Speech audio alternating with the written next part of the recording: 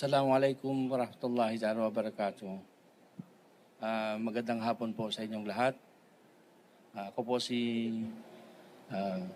Mr. Salibada Amir Hussein, Tausug from Sulu. At naninirahan na dito sa Maynila.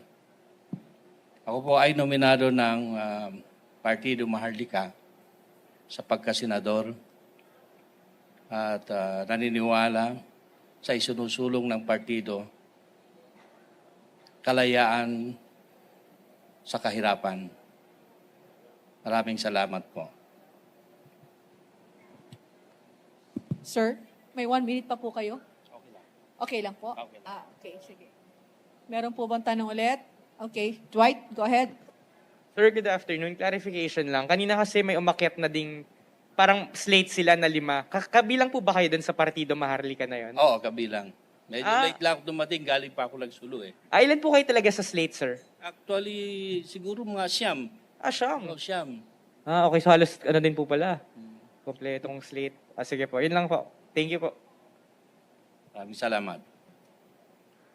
Any more question po? Wala na po, sir. Wala na. Wala na po.